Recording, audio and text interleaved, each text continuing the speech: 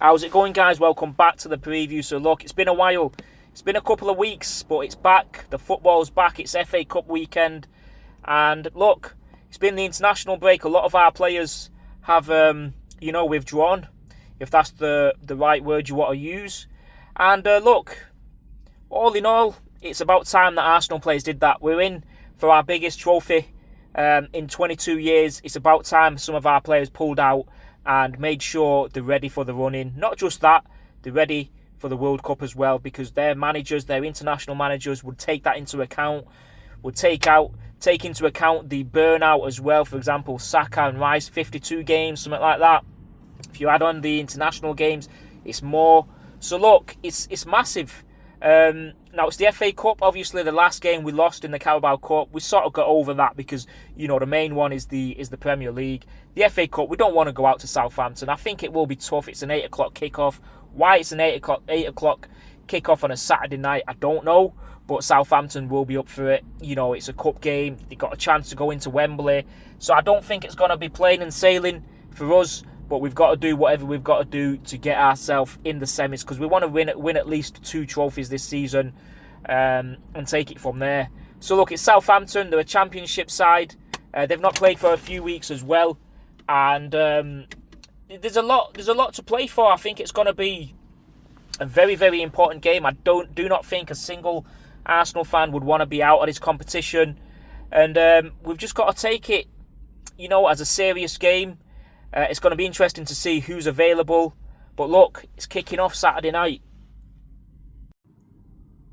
Now, Southampton then, they played like a day before our last game, and I think they won that game. And the team that they played, the championship's important for them. Obviously, they want to come back up.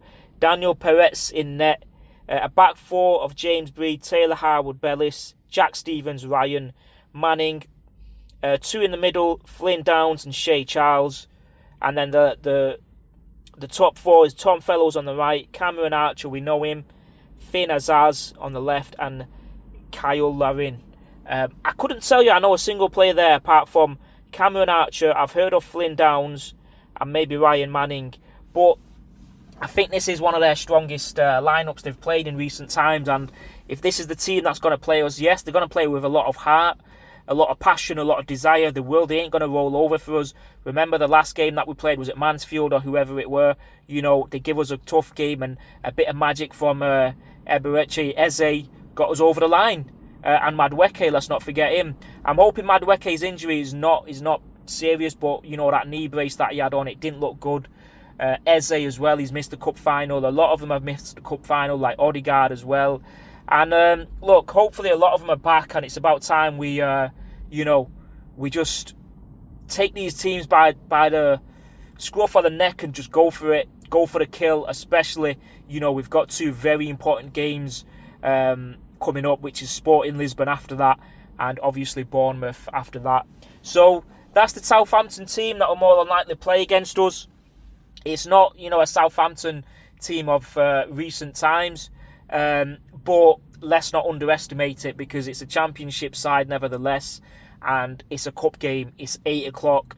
It's going to be under the lights a bit. It's going to be tough, but we've got to get the job done at all costs, no matter what. We've got to get on that winning run again. We've got to get that stability back under our feet. Now, in recent times, let's go to the head-to-head. We actually played them last season, twice, because obviously they was in the Premier League last season. We beat them 2-1 away, and we beat them 3-1 at ours. So, look, it's not massively convincing.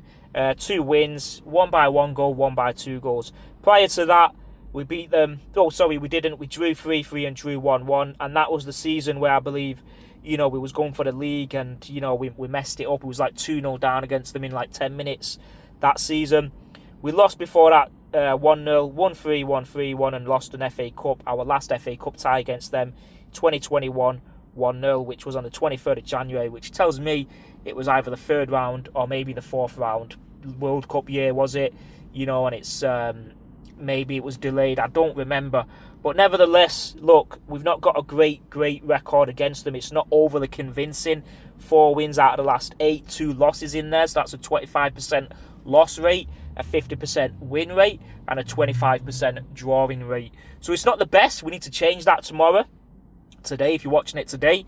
And I think it's a very big game. There's no way we want to be going out of the FA Cup. You know, it's an FA Cup semi-final that's at stake, a day at Wembley.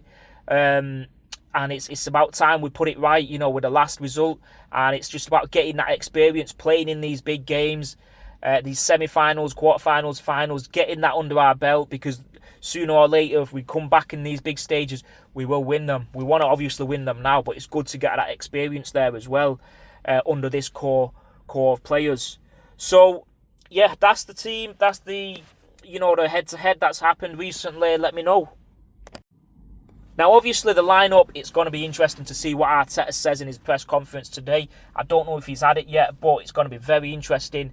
Does Kepa start? Obviously, he made a mistake in the final. Does Raya come back in? I know Raya's played a bit for Spain as well.